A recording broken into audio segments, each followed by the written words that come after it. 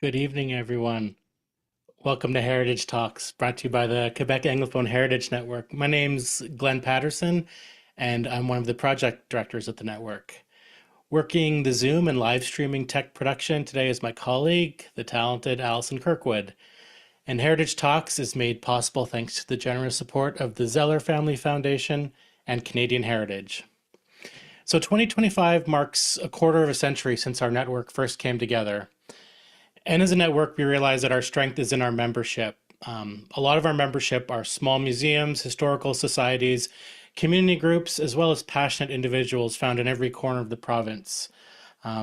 These are people and organizations who, in various ways, protect, steward, and share the cultural memory of Quebec's English speaking communities.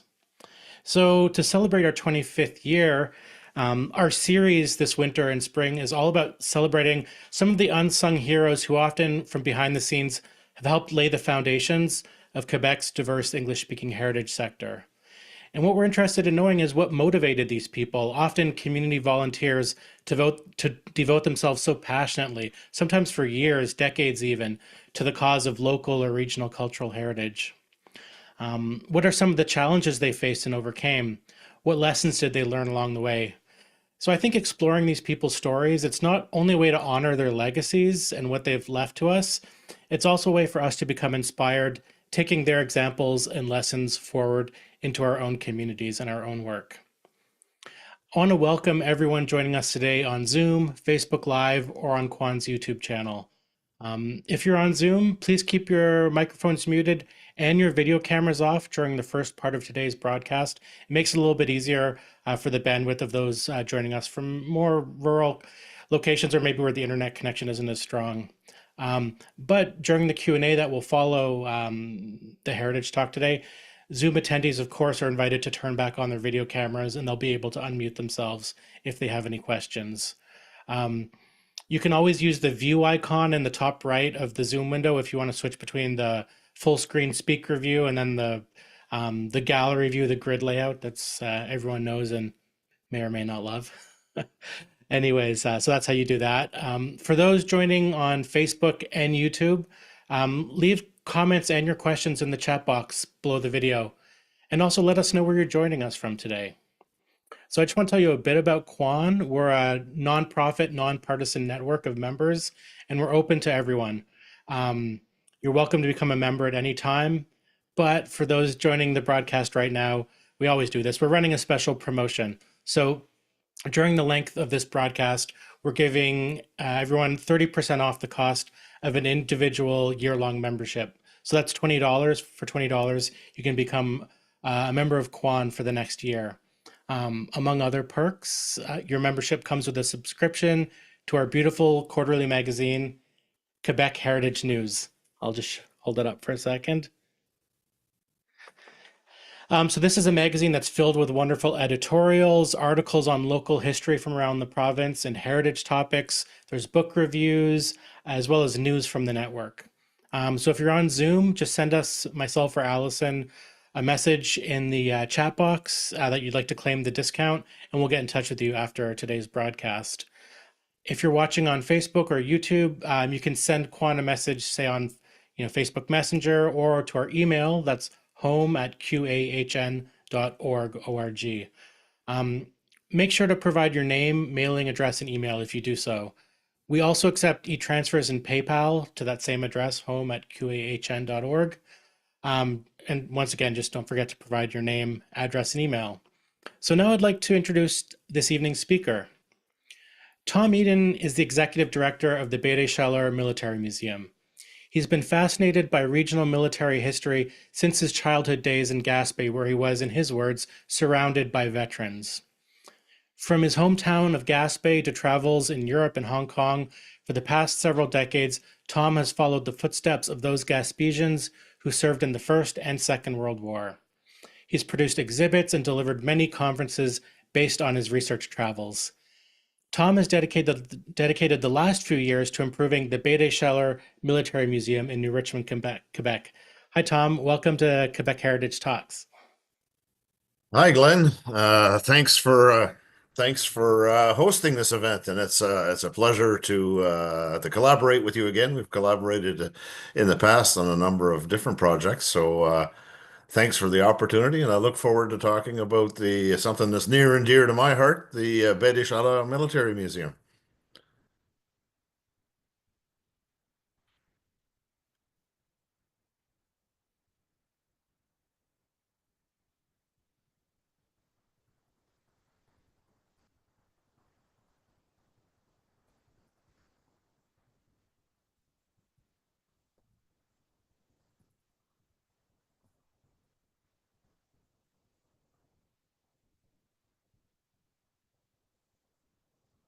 All right, folks. Sorry about get myself going here.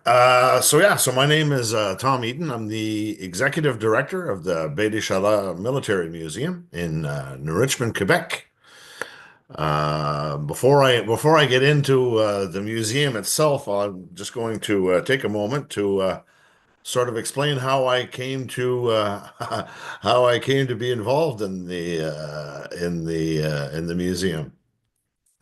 Uh, as Glenn said in the intro, like most Gaspesians of certainly most Gaspesians of my age, I grew up surrounded by veterans. Veterans were I was born in the 1960s, so at that point, the Gaspé Coast was heavily populated by young World War II veterans and some World War I veterans that were, of course, a little older. And so in my case, which is not unique. They're most Gaspesians are in the same situation. I had a lot of relatives that served in the First and Second World War. Uh, in these people were obviously very influential parts of my life. Uh, Pretty much every time I do a conference, I always start with my uncle. Talk a little bit about him because he was influential in my life. On the left, you'll see a photograph of a young man and proudly standing next to his motorcycle. That's my uncle Fernand Savoy, and in that picture, which was taken in early July of 1944. He found himself in Normandy. He was a member of the 8th Bridge Company. And on the right hand side of the photograph, we see a Bailey Bridge.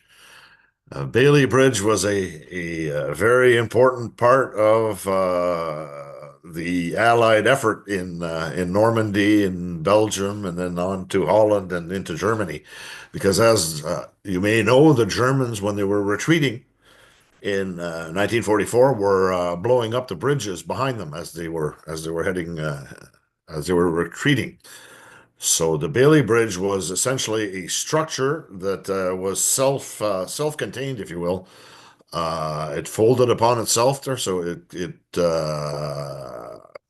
offered the Allies a quick way to solve the problem of the bridges that had been demolished on the way back. So Uncle Fernand Savoy was a guy who was very influential in my life. He's an uncle that I spent a lot of time with as a young man.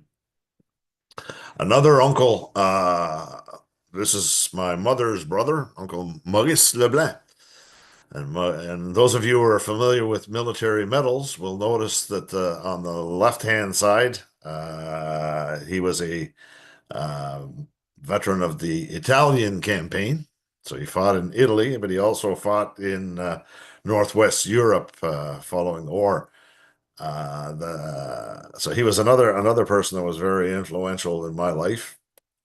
And this picture on the left-hand side, the guy in the middle, the person in the middle on the left-hand side is my grandmother's brother, my great uncle, Ali Mullen. And Ali Mullen was in the infantry, and he was a veteran of the Battle of Normandy, the Battle of the Scheldt in Holland.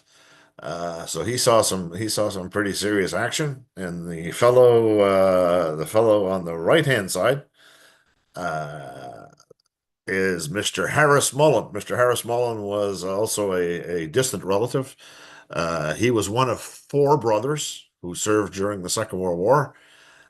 He was also in the infantry, and that picture was taken just shortly after he sat and told me his entire war experience. So he was somebody that I looked up to. Uh, so much so that when I turned 18 years old, I joined the military as well. So some of these pictures make me laugh because it's 40 plus years ago and 40 plus pounds ago. Pictures of me in uniform were taken in Germany in early 1980s. And the serious looking dude in the middle was taken from my identification card as a young corporal, again in the mid 1980s. So,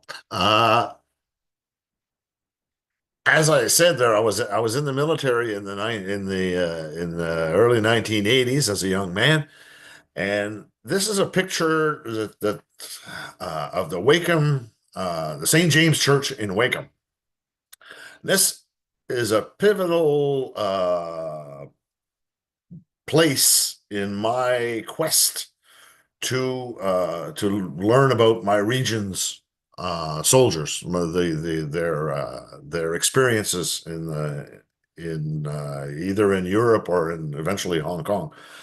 And to the right, you'll see a plaque, and that plaque says, "In loving memory of Private Eric B. Eden, 42nd Royal Highlanders, killed in action at Vimy Ridge in France, April 9th, 1917." The first time I really noticed that plaque, I happened to be sitting in the church. It was my grandfather's funeral, and I was sitting in uniform. I was 20 years old, and I happened to look at that plaque, and I realized that I knew nothing about Eric Eden, other than what was on the plaque. And I asked around, and at this point we're almost 70 years after Vimy, and of course nobody really remembered him, and nobody seemed to know anything about his story. So I started research, which brought me to go to France, and among other places I visited while I was there, is I attended his gravesite at La Chaudière Military Cemetery, which was originally called Vimy Cemetery Number One in Petit Vimy, France.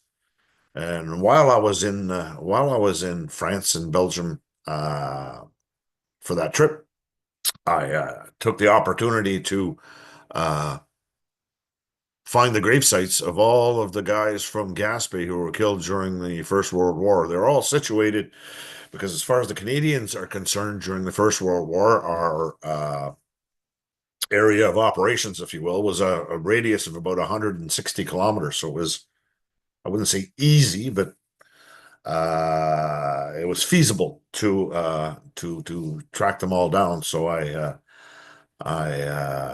did that over the course of a couple of weeks, and visited a number of places like the Menin Gate. The Menin Gate is in Ypres, Belgium, where every night, since the monument was built in 1927, every night at 8 o'clock, still today, every night, they do a ceremony honoring those Commonwealth soldiers who were killed in Belgium during the First World War. So following that trip, I had all of these photographs and all of this newly acquired knowledge, if you will, and I figured, well, I have to do something with this. I have to tell somebody about what I saw. So I decided to do an exhibit, a photograph exhibit within the walls of that very same St. James Church in my hometown of Gaspé. Uh, So it was nothing fancy. It was done with a lot of passion, but not a lot of means. So it was but it was a labor of love, and it was a fairly well attended exhibit. And it was during that exhibit that I got to meet somebody who ultimately would have an impact on my life and the course of my life. That's a picture of I'm on the right, obviously, and on the left is Mr. Philip Doddridge, Mr. Phil Doddridge. He attended that exhibit from his hometown in Richmond. He traveled to Gaspé with my friend Natalie Clark, who I believe is out there listening. And that's a picture that was taken the first time we really met. I knew who he was previous to this, but I didn't know a whole lot about his story beyond the fact that he was a veteran. But we became fast friends almost immediately. We hit it off, and here we are standing in the St. James Church, just below the Eric Eden plaque that we can sort of see in the top right-hand corner. So that during the course of that particular meeting with Mr. Phil, I remember sitting with him at one point, and I knew that he was a veteran, but I didn't know anything about his service. So basically, I asked him, where did you serve during the Second World War? And he answered, I was a member of the Royal Rifles, and I was in Hong Kong. And I remember the words Hong Kong were resonating in my head, if you will, because if we remember previously, I talked about my uncle Ali, who had been in the infantry in Normandy and Holland and during the Second World War. I remember him telling me that how difficult a go it was for the Hong Kong guys. So it struck me to get to meet a veteran of that particular experience. Uh, just to talk about Mr. Phil's experience real sort of quickly there in the summer of pardon me, in the summer of 1940, at the age of 18, he joined the Royal Rifles of Canada, which was a an infantry unit based in Quebec City.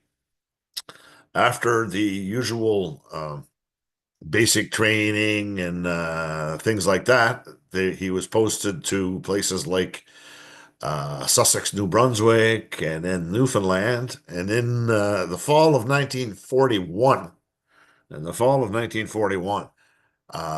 they were brought back to Valcartier, and they were sent home on leave for a couple of weeks with no real instructions about what was going to happen.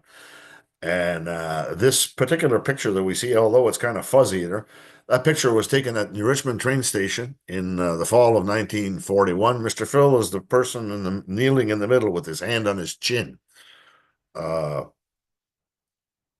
this, for some of the guys in the photograph, would be the last time they set foot in their hometown as they boarded the train, which would eventually, through the next few weeks, they would work their way to Hong Kong.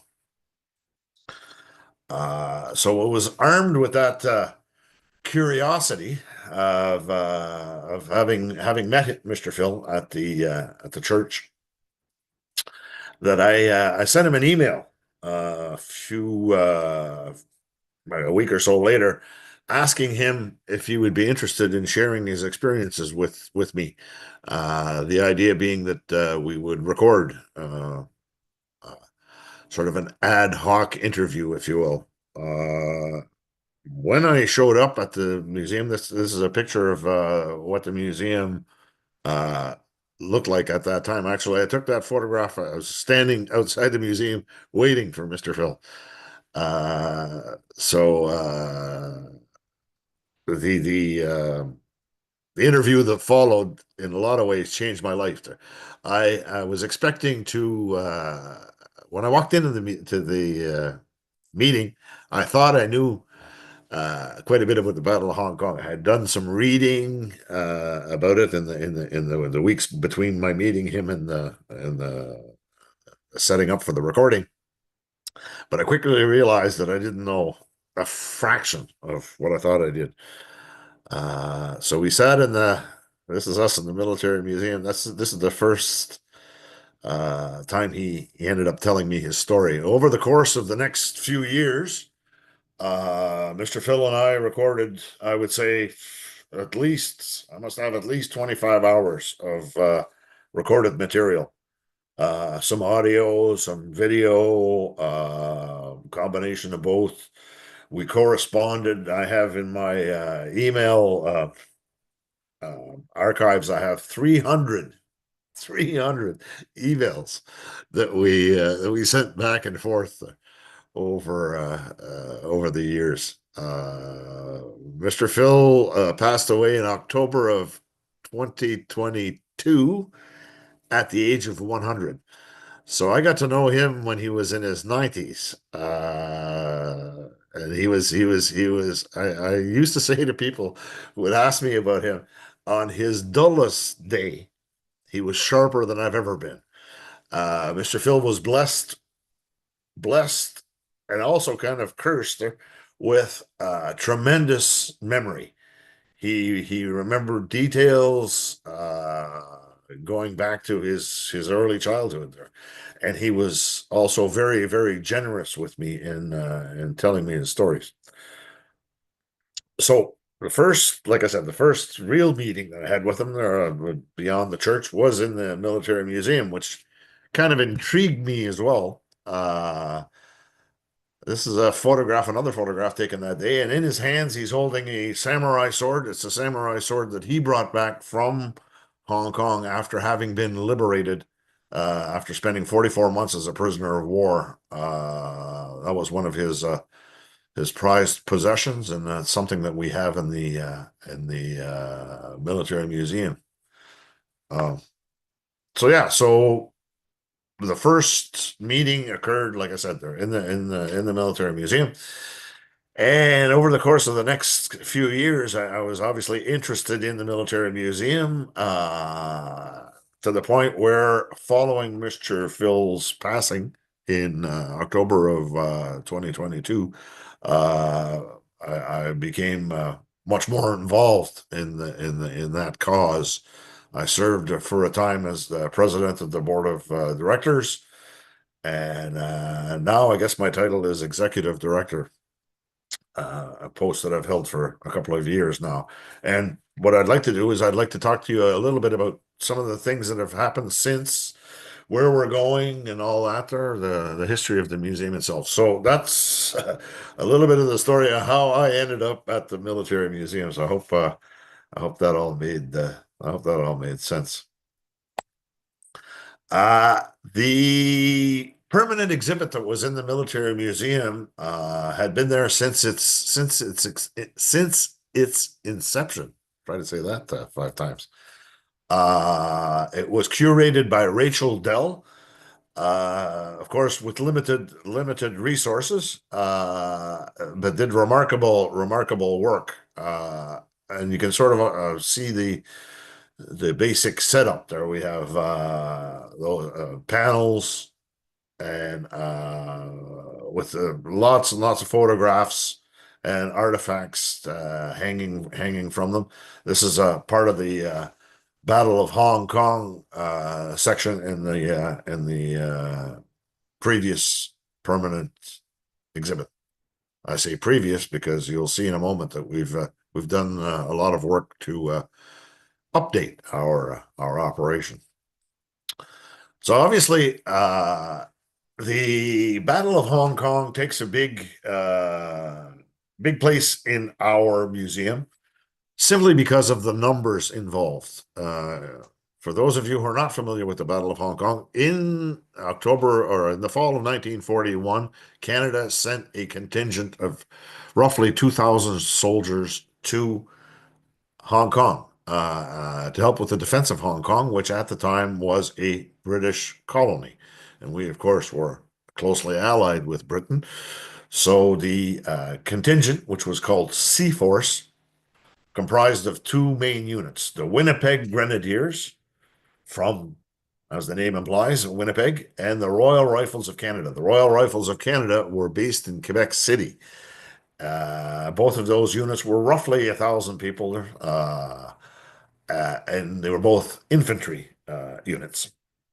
The Royal Rifles of Canada were comprised in a large part with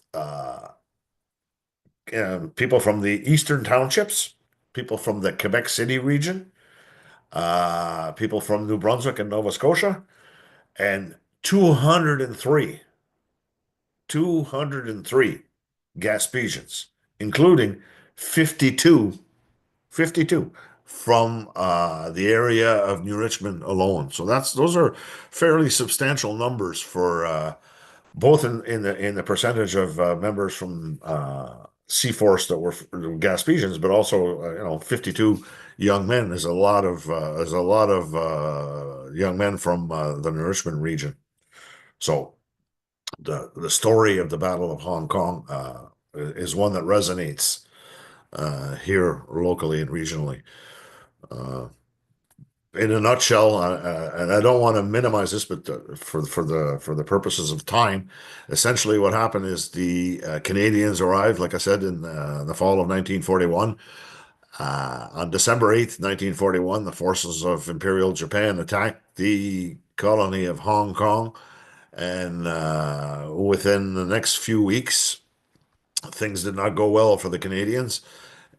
So much so that on December 25th, Christmas Day, 1941, when the British governor of the colony surrendered, 290 Canadians had been killed during the battle, and the remainder, the survivors, were taken prisoner, and they spent 44 months under just horrible, horrible conditions, malnutrition, medical neglect, physical and emotional and psychological abuse, forced labor, and things like that, to the point where another 260 uh, Canadians died as POWs. 260 Canadians died as prisoners of war at the hands of the Japanese during the Second World War. I mentioned that there were 52 young men from the Richmond area that were sent to Hong Kong. Of that number, 13 did not return. 10 of them were killed in the battle, and 3 died as prisoners of war. So so we view our responsibility towards telling that story as something that we take very seriously. Uh, so get back to what I was mentioning there, the renewal of the permanent exhibit. Like any museum, a permanent exhibit has sort of a shelf life. It needs to be renovated. It needs to be updated and upgraded. So we we went to work, a team of hearty volunteers, and we spent hours and hours and hours. I couldn't even I couldn't even begin to guess how many hours. So the first order of business was to tear down the permanent exhibit, but of course to do it in an orderly fashion. So the work began with that. So we disposed of the old dividers, and a lot of credit for the military museum goes to Rachel Dell. Rachel Dell, from the beginning, 20 years ago, served as the curator. She curated the first permanent exhibit, but she's also responsible for the storage of our artifacts. The boxes that you see there are boxes and boxes and boxes of artifacts. And Rachel would be far more qualified than I am to discuss how that is done there, but it's done along the lines of the museology uh, principles. And in the back of the photograph, you see, of course, we have a bunch of or a series of uniforms. In all, we have about 3,500 cataloged artifacts. But I suspect that that number will be reaching 4,000 in very short order. So the hard work began. There's a picture of my friend Mike Robertson, who is probably listening this evening.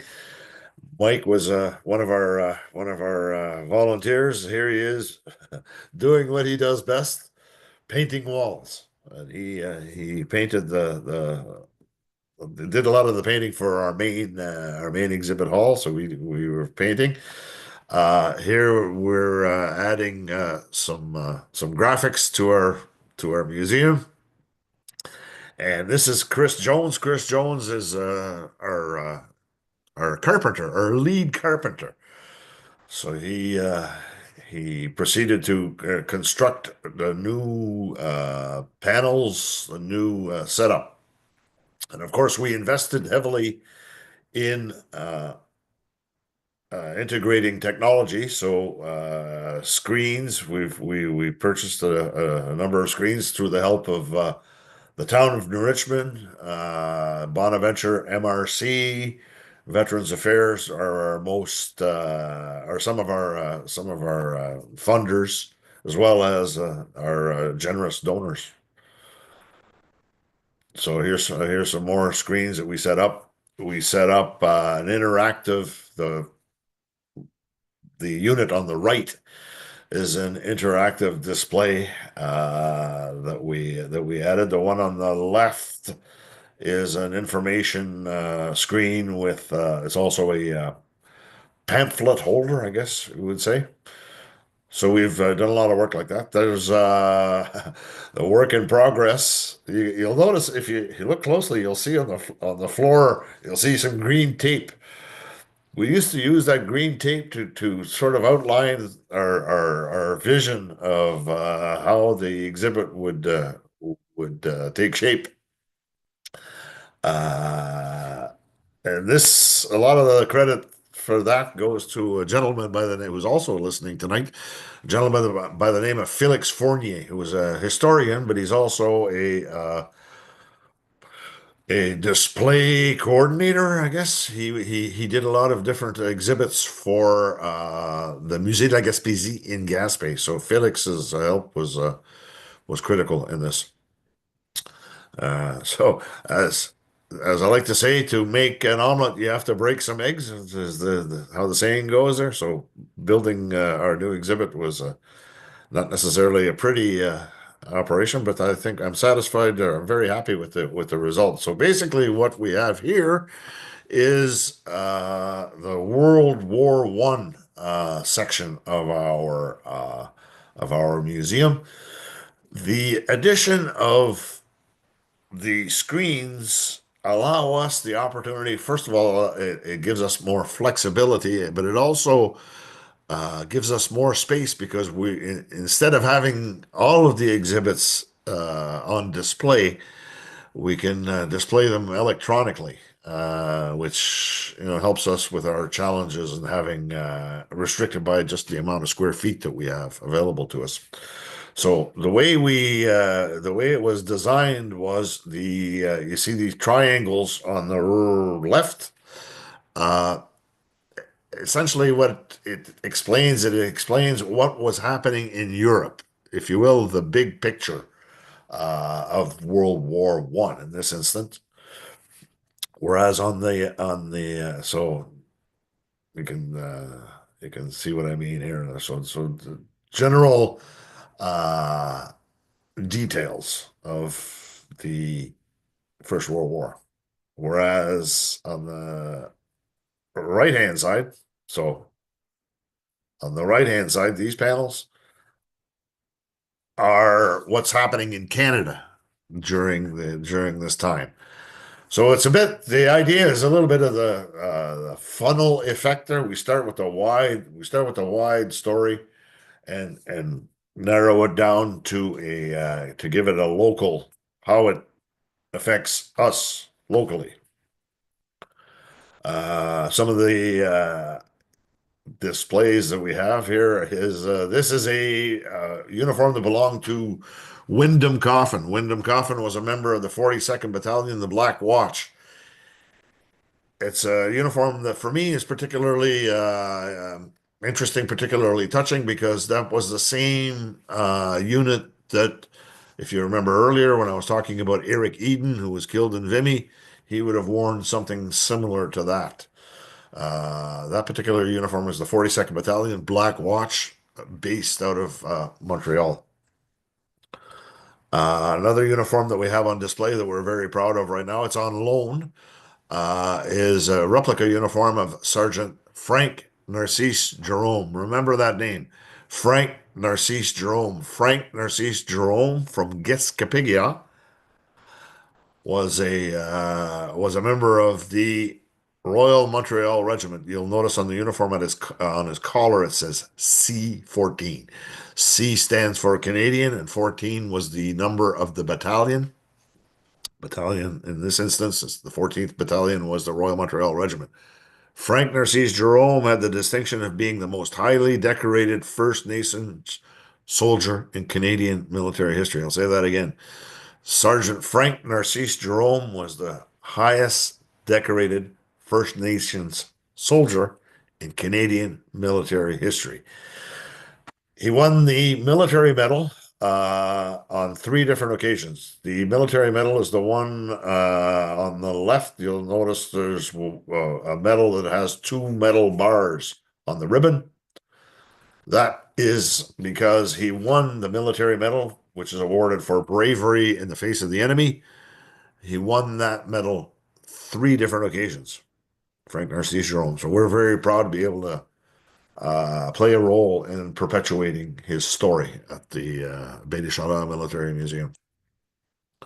Another exhibit that we have in the Military Museum is the cross that belonged to Arthur Prentice Campbell. Arthur Prentice Campbell was a young man from the region who was killed during the First World War, and that cross is the first cross that adorned or was at his gravesite. Eventually, that wooden cross was replaced by the classic Commonwealth headstone, and his family was able to acquire the cross, and eventually it found its way into our museum. And of course, it gives us an opportunity because it gives us an opportunity to talk about in Flanders Fields, which you're all familiar with, I'm sure, and also how it explains how the poppy came to be a symbol of remembrance. So uh, we we the fact that between the crosses row on row, we thought that it was a proper display for Sergeant Arthur Prentice Campbell's cross. Uh, once visitors see the World War One section, it's off to the World War Two section, and of course, the Battle of Hong Kong. I'm going to pick up the pace a bit here. Uh, So we have a number of panels explaining. This is a timeline explaining what occurred in the Battle of Hong Kong. Here's a group of cadets, young cadets. Every November, we host groups of or a group of local cadets, and the way it works is their leadership comes in, their head leading cadets, if you will, come in and get a tour of the museum, and they divide the museum in sections, and then they act as guides for the entire group, which we host the following week. So that's always a lot of fun when they come, and it's always interesting to see how interested they are in that subject. In our museum, of course, again, the Hong Kong section, the scroll on the wall are the names of all of the Royal Rifles who participated in the Battle of Hong Kong. So it's something that we that has an honored place in our museum. And of course, the uniform, the medal-laden uniform in the forefront is Mr. Philip Doddridge's uniform. It's his Legion uniform. You'll notice that he has on the left-hand side are the Legion medals, but on the right-hand side are all his campaign medals. So it's quite impressive. I used to I used to kid Mr. Phil about his beret. It has you'll notice that there are two cap badges on the beret. The one on the left is the Hong Kong Veterans Association uh, badge, and the one on the right is the Royal Rifles. And I used to call him Montgomery because General Montgomery, for those of you who know a little bit about military history, General Montgomery was I don't know if he was famous for it there, but he was one of the only other people that I knew that had two cap badges. And Mr. Phil answered, "If it's good enough for Montgomery, it's good enough for me." So there you go. Another exhibit that we have is this is the logbook of um, Flight Officer Nevin Willett. Nevin Willett was a young man from New Richmond who was a tail gunner aboard a Halifax and Lancaster bombers. And you'll notice that he did 32 bombing missions over continental Europe, in France, Belgium, and in over Germany. So we talk about him in our section. And here again is the group of cadets visiting. I like how they're very attentive. You look at the ones at the bottom right-hand corner; they're very attentive to what's going on. Another important part of our mission, if you will, at the Military Museum is assisting families, family members, descendants who have questions about their uh, their uh, their relatives' experiences during the Second World War.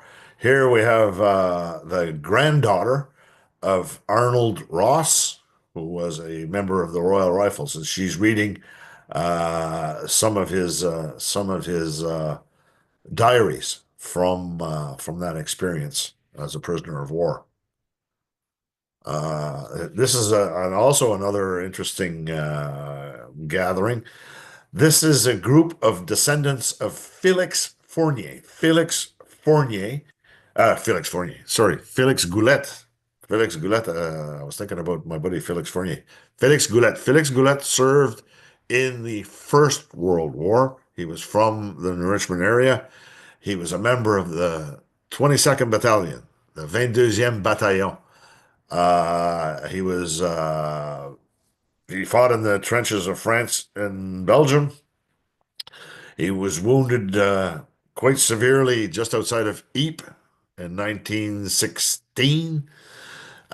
Spent 6 months recovering from his injuries and then was sent back to the front just in time for Vimy Ridge in April of 1917. And he would go on to participate in every Canadian battle from there on in. So Vimy, Passchendaele, etc. Now, that photograph are his grandchildren, great grandchildren, and great great grandchildren. You'll notice the young man in the middle with the blue t-shirt holding the white frame. That is Felix Goulet's great great great grandson. And his name is Felix. So it goes to show that the how long-reaching the effects of military service are for not only for our regions, not only for our country, but for our families. The impact, the long-lasting impact that it has. Uh, I talked a little bit about some of the improvements that we've made inside the museum.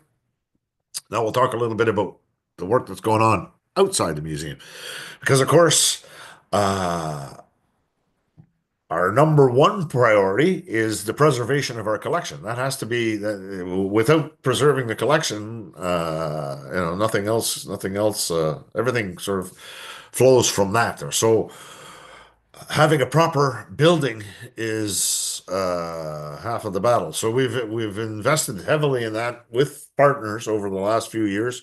One of the main problems we had was humidity control. And of course, as you can imagine, humidity is the enemy of artifacts. It's the enemy of uniforms. It's the enemy of paper. So controlling humidity was a big factor in it. And of course, we ended up like I said, we invested heavily in an air exchange and humidity control uh, system. It's not sexy, but it had to be done, and we're very happy that we have done it, uh, resulting in a safer preservation of our collection. We've also had to do some upgrades to the building, well, which are ongoing. Here, we replaced the roof, which was at the time it was the old the original, well, original. They were over 20 years old. Cedar shingles. They were replaced by a steel roof that we're quite happy with, actually. We did a lot of, I'll go back to this. And plans call for in the summer of 2025, this coming summer, we hope we'll find out about funding in the next couple of days, tomorrow actually. We want to replace those windows because those are single pane, old style windows, and it doesn't afford us the proper uh, energy efficiency and also UV protection for our artifacts. So hopefully we'll be able to replace the windows this summer. And we did a lot of work on our grounds.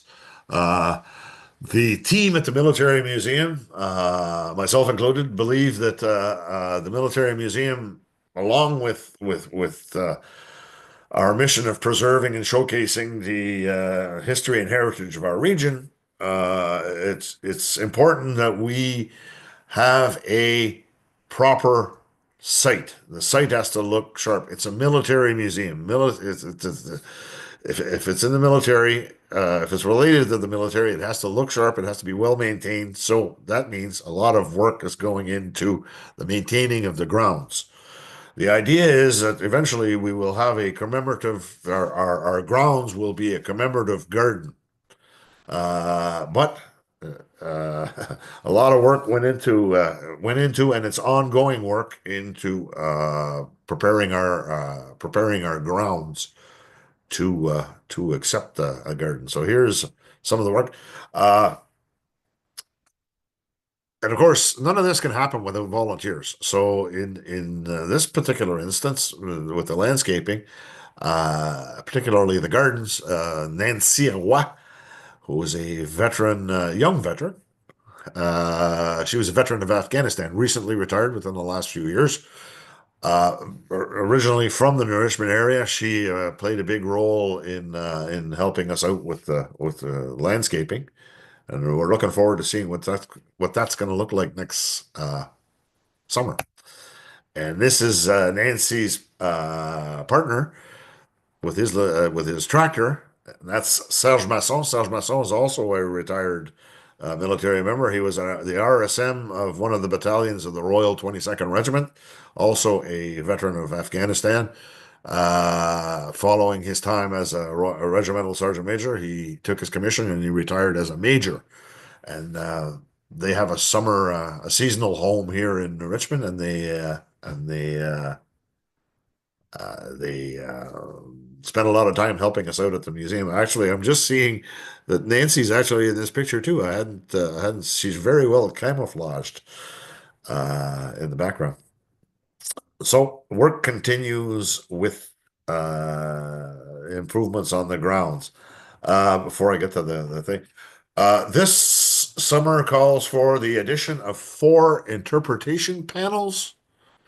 Uh, that will be displayed throughout our grounds, and those interpretation panels will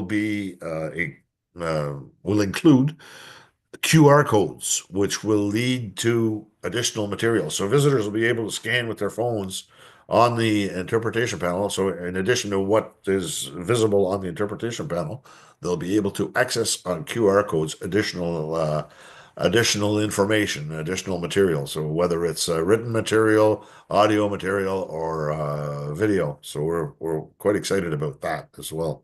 So we're, as you can tell, we're very active. Another thing that we fixed up is this is a. I'll show you a better picture. So before, after. Uh, the that is a German field gun from World War One. Following the end of the First World War, Canada imported, I guess, be brought back a large number of these German field gun, well, various artillery pieces and vehicles back to Canada, with the idea being that they would be used as monuments. And we're fortunate to have the German field gun on our property. Something that's a responsibility that we take seriously. Uh, And this is what the museum sort of looked like. This picture was taken in August. No, it wouldn't have been August. It would have, but anyway, last summer of 2024. So it's starting to take pretty good shape. And this is one of the this. I find that this picture illustrates sort of why we're doing this, or at least why I'm doing it. It's always impressive to me to see the young people that when they come through the museum, just how much, first of all, how interested they are, and how much they know about their history. This young fellow here is from Wedgegabinia School in Gaspesians, a Gaspesian First Nation, and he's reading about the story of people from his community in the First World War, with, of course, the replica uniform of Sergeant Jerome in the background. So, how can you, if you want to help, how can you help the Baie-des-Chaleurs Military Museum? Well, there's a number of ways. First of all, you can volunteer. We always need help for all kinds of things. We need, there's times where we need just an extra set of hands to help with the landscaping, or help to lift stuff, or help move stuff, or so you can contact us, and basically we'll line you up uh, we'll find something for you to do. Let's put it that way. We also need, these days, I'm looking for somebody to help us with anybody with any kind of tailoring experience, seamstressing experience, help us, sewing buttons and things like that there on some old uniforms. So we need some help with that. And we also looking for help in terms of if anybody's interested in coming to help with the cataloging of artifacts. There's always work there. And you can also help just by simply by following us on Facebook at the Baie-des-Chaleurs Military Museum. You can find us on Facebook. You can follow us, and you can, of course, share our posts and just become engaged in the social media part of it. You can also donate articles. We're always, looking to add to our collection. I would suggest that you get a hold of us first to discuss what you're considering donating, or any questions that you might have in relation to articles that you may possess. And we'll be happy to help you out. I'll give the coordinates in a minute, or how to reach us. And of course, It's no secret, money's the name of the game. We're a small nonprofit. We're built essentially on donations that were given to the museum over the bulk of the money that we do have was donated over the first 10 years of the museum, in large part by veterans themselves. But of course, they've all passed on, so uh, that source of financing has dried up. So you can support us financially if you wish, and to do so, a couple of different ways. You can the old-fashioned way, if you want to send us a check. Of course, all donations, all or monetary donations to the military museum are tax deductible because we are a charitable nonprofit organization. You can send your checks to the address there, the Baie-des-Chaleurs Military Museum, 351A Perron Boulevard West in Richmond, Quebec, GOC 2BO. Or if you wish to donate online, the simplest way right now is just email us at mmbdcnr at gmail.com, and we'll fix you up with the details for how to make that happen.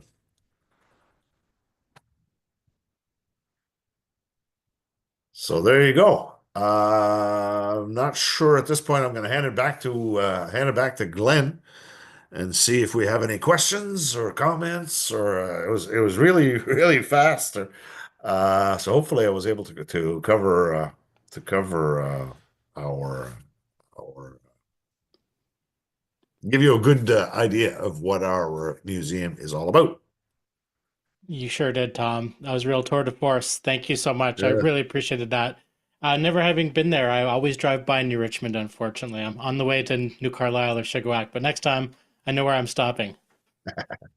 So yeah, thanks. Just a great presentation. We're going to open our Q&A now. So for Zoom participants, turn your webcams back on if you like. If you have a question, the easiest way to let us know, there's a reaction button on the bottom of your Zoom screen. If you click that, you can select the raise hand button. That will let us know you have a question. Otherwise, you can just write in the chat that you have a question. You can even write your question, and I'll read it on your behalf. And then basically we'll queue you up one at a time, and we'll ask you to unmute and come on and give your question. For those on Facebook or YouTube, just leave your questions in the comment section. Um, I wanted to start going back. I have too many questions, Tom. Too many. But I'm thinking about your meeting with Mr. Phil, and thinking about the traumatic experiences he went through, and just how veterans come to terms with their memories, which he clearly shared with you so abundantly. Um, do you know what Mr. Phil's experience was with like telling his story before he met you? Was that something he'd already started to do? Did he have a period where he didn't want to talk about his experiences? I'm just curious how he kind of his relationship with his memory and how that unfolded Yeah. between when he came back and when he met you. Well, the when he first came back, he and I have him on tape saying this very thing. His number one priority was to forget about the whole thing as fast as he could. So he definitely focused on looking forward.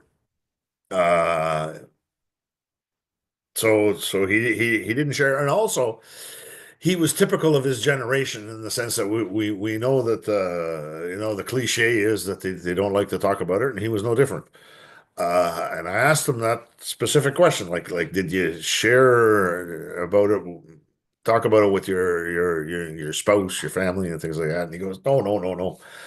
And his reasoning was, I didn't tell them about it because I didn't want to burden them with it. Why, tell them about, bring them into the prisoner of war camps and all that. So that was his mentality, and I think he was. Uh, the majority of them saw it that way. It was when he started to get a little older, realizing that if he didn't talk about it, that the story would be lost.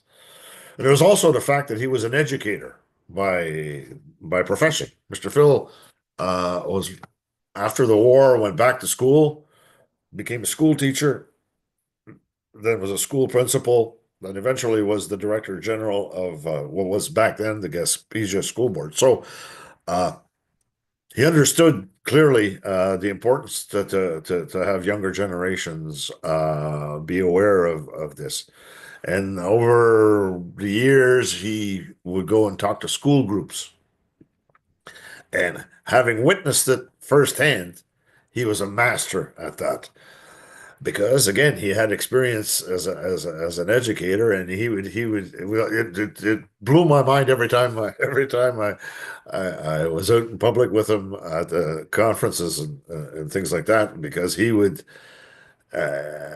dominate the room there, and you'd have people, hanging on every word. So to answer your question there, like most people, he did not talk about it for many, many years, but as he grew older, he felt that it was his responsibility to talk about it more.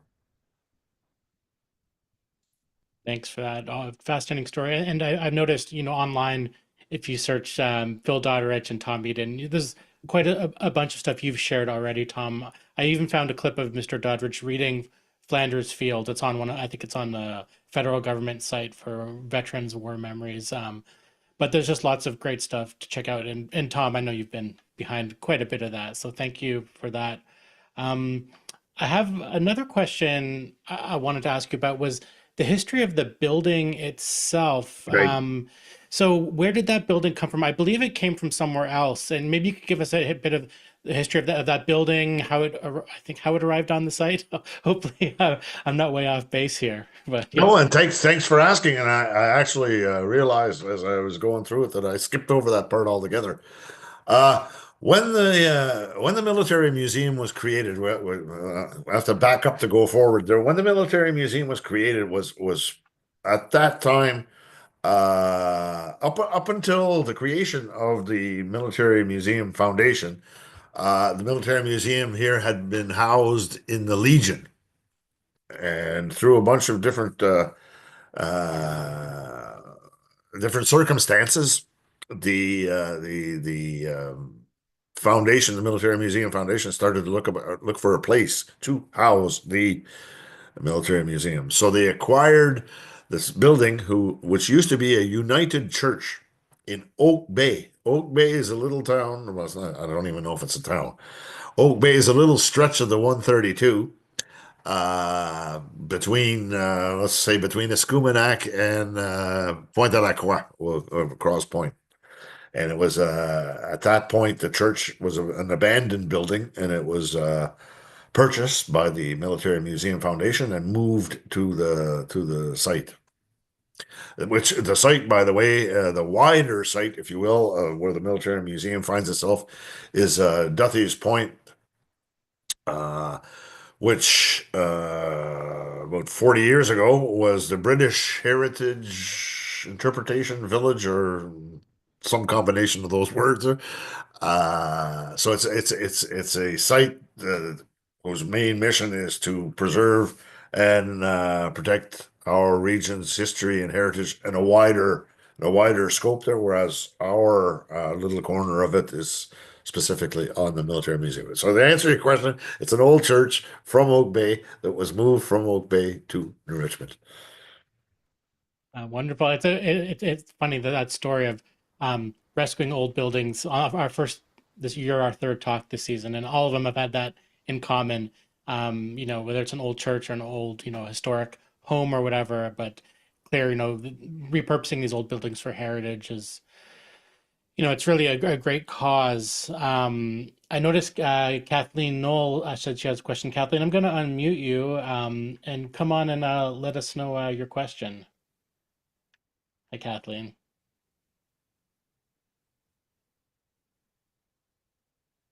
Are you on there, Kathleen? I don't hear any audio from you.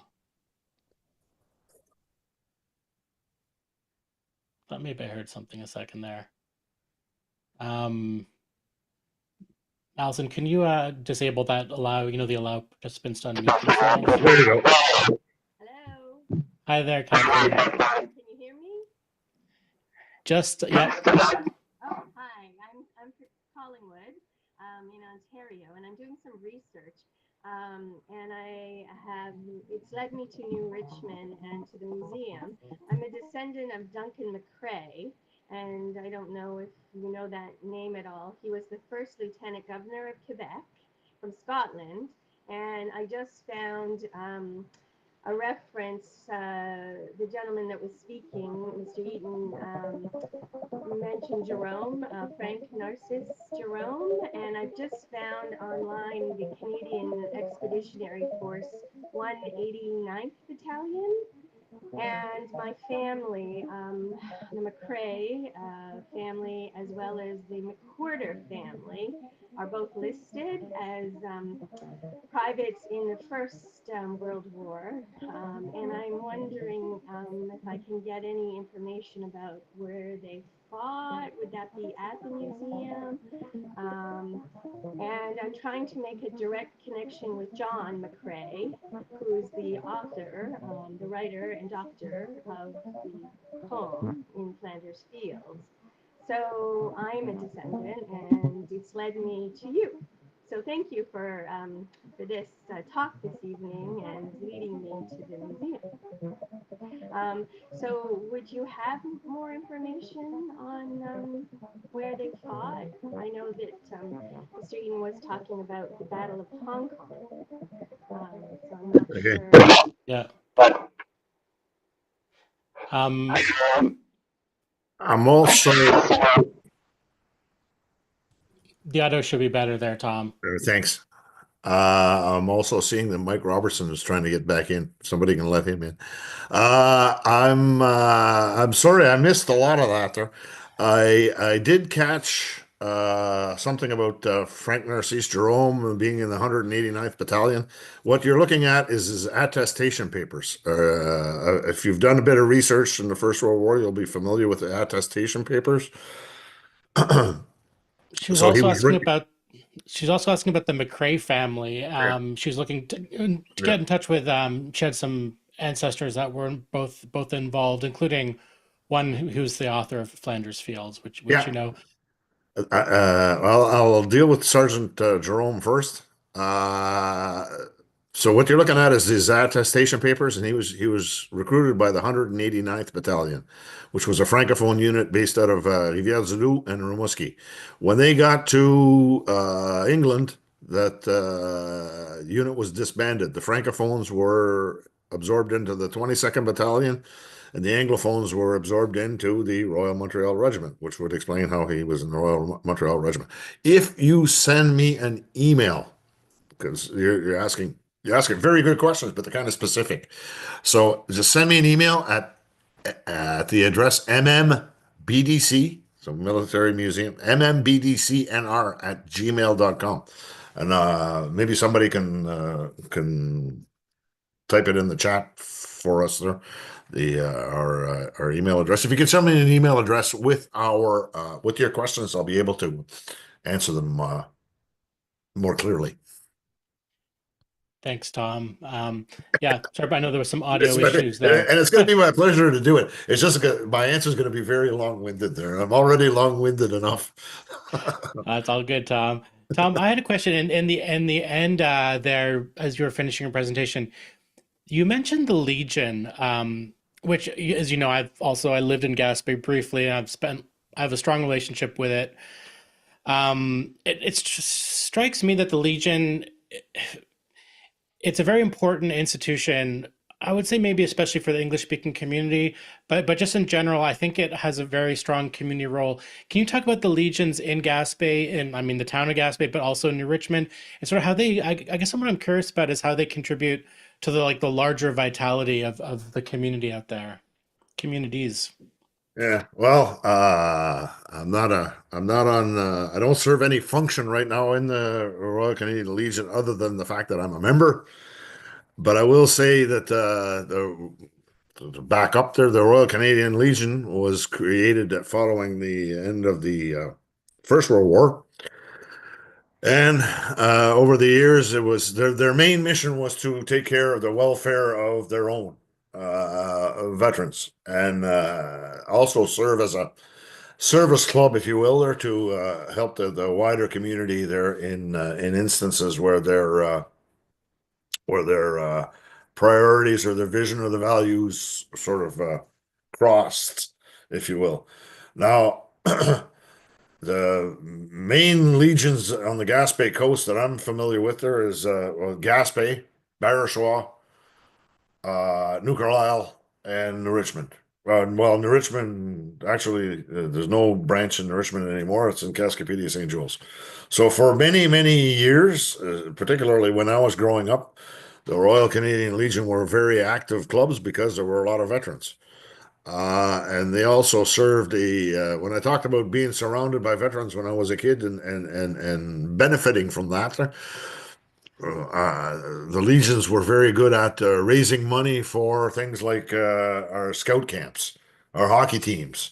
Anytime a group of kids was looking for money for something, whether it's, like I said, their sports or, an activity in relation to youth, the Legion was always more than happy to raise their hand and support us. Now, over the years, of course, the fact that there are less and less veterans, the influence of the Legion therefore has dissipated somewhat. To the point now where any Canadian can join the Legion. It's no longer restricted to veterans. So I would say, to answer your question, right now I think that legions are in a state of they have a lot of financial pressures. They don't have a lot of members. They don't have a lot of revenue. Bar where traditionally with legions, the bar, of course, there's no secret that the bar was a major part of the finance of a legion, whereas our the times have changed, so the revenues are not quite the same anymore. But the legion still plays an important role, particularly in terms of remembrance. They're very active in the activities surrounding Remembrance Day every November. And they're also very supportive of initiative and remembrance type initiatives. We have a fairly close relationship with the Cascapedia uh, Legion here locally, with the Military Museum. And of course, the bulk of our collection comes from the collection that was initially housed in the Royal Canadian Legion. So, uh, yeah. I wanted to ask, I noticed on one of your final slides, you were showing the outside. Um, I wanted to ask you about the logo and what the Ah, symbolism is, and that's also the street name. I don't know if that's a real street sign or if it's the W.M. Le Boutillier yeah. Avenue or something. I'll do the logo first. The logo, let's see if I can bring it up actually. Hang on a minute. Uh, it's always easier when you see it there. I Uh, might be able to. Here, yeah. if I talk, you'll see it there for a second. You can maybe spotlight that, Allison.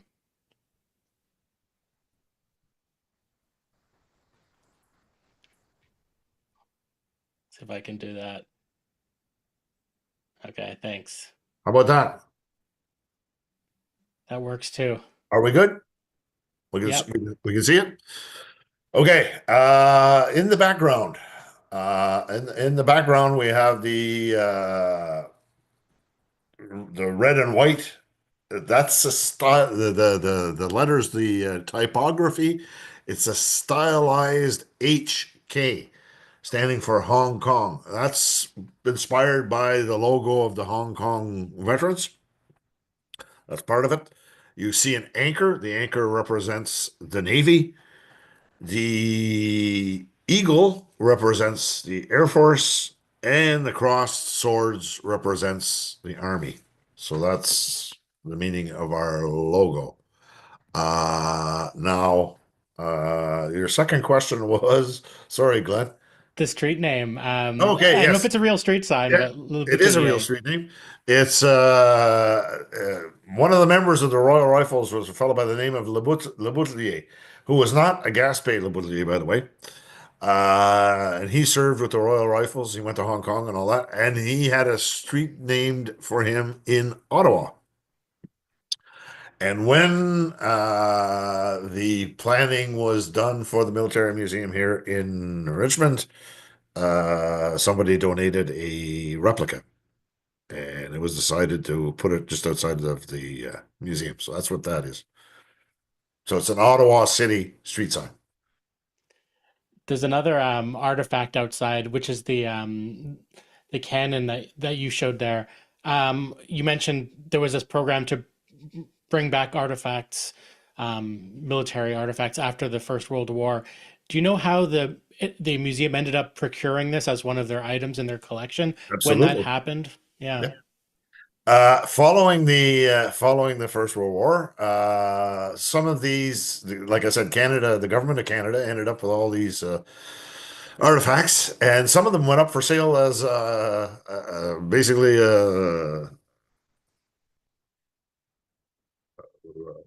trying to think of the word, trying to think of the word that the technical term, but it went up for sale. Where a citizen, a regular citizen like any one of us there, could have access. If you got the money, you could buy one. And there was a doctor. His name was Doctor Saint Laurent, and Doctor Saint Laurent lived in Carleton, just nearby New Richmond, and he had that cannon or a field gun on his front lawn for a number of years. And when he passed, his family wasn't really interested in keeping the cannon in the front yard, so they donated it to the town of New Richmond. They tried to donate it around, and nobody was really interested. So the town of New Richmond ended up acquiring it. So for many years, it was near the cenotaph in New Richmond. Then the town of New Richmond, when the military museum was starting its operations, the town of New Richmond saw the opportunity to rid themselves, if you will, of the German field gun, because these types of artifacts, uh, they require maintenance. They require, so there's costs associated with this. Or like I showed pictures of the work that we did on the field gun, the improvements that we did, but the wheels are rotting, so we're back. So we're looking for to get that done too. So we're looking for funding for that too. So there's always something with those. I'm kind of a as far as I'm not necessarily a big fan of having field guns and vehicles and those things on display. Not that I don't like them, not that I, but from somebody who manages a museum, from that point of view, they represent challenges. They represent money, basically. So of course, but I see their value, but it's there are costs associated with that. Sure, for sure. I just see a comment came in on Facebook. William Jones saying his uncle was a member of the Royal Rifles in World War II and a POW as well. What was his Tom, name? What was his name? Sorry. William Jones. Okay. I know there are Jones out in Gaspé, so there might be a Gaspé connection there too. You probably know some of them, eh? Yes. Um, anyways, Tom, I wanna wrap up just by extending my heartfelt thanks to you and your museum as well. Um, for all you watching on Zoom, Facebook, YouTube, if you find yourself on the Gaspé Coast and you're passing to Richmond, like me, make sure to take a turn by the museum. What's your opening season, by the way? We'll be opening at the beginning of June. Dates to be determined. We have a lot of work to do between now and then. Another challenge we have is, of course, the in finding employees. We rely heavily on the Canada Summer Jobs Initiative, And so it goes year to year whether or not we get the funding to hire a student. So, but yeah, it'll be the beginning of June. It's typical for a lot of our members. They're, seasonal. So, if you're there in the warm weather seasons, check them out. Also online, the Zoom people, we've posted their information and their email above. I find Facebook's probably the easiest way to follow you. I'm sure it's a public site, so people don't need a Facebook account in order to check you out. But it's facebook.com/Baie-des-Chaleurs Military Museum. That's written in English, Baie-des-Chaleurs, so no S, Military Museum. So I want to thank our sponsors once again, the Zeller Family Foundation and Canadian Heritage, for their continued support of Heritage Talks, as well as always our amazing tech producer, Allison Kirkwood, for her brilliant work behind the scenes. All our Heritage Talks are archived on Quan's Facebook page, as well as our YouTube channel. So if you'd like to share today's talk with friends or family, or you want to browse our back archives, I think we have about 4 or 5 years of these online Heritage Talks archived there. Finally, I want to thank all of you who joined us, whether on Zoom, Facebook, or YouTube. We appreciate your support. So our next Heritage Talk is a sort of special event in honor of Quebec's Irish heritage. So if you're available, join us on March 2nd from 2 to 4 p.m., where we'll be bringing together representatives of Irish heritage groups from across the province to discuss some of the heritage leaders in their communities and the work that these organizations have been up to. We're also going to have some live music with Montreal multi-instrumentalist, the amazing Dave Gossage. If you've ever been to Hurley's down on Crescent Street, you've probably seen Dave perform. We'll also be showing some excerpts from some documentary work about Irish heritage in Quebec that Quan has sponsored over the last 5 years, including one piece that our very own Alison Kirkwood worked on, which is really wonderful. Shows but the Irish musical culture in her area up around Valcartier and Shannon, north of Quebec City. So that's all for today, for this evening, everyone. Hope you have a great evening, and hope to see some of you back on March 2nd. Take care.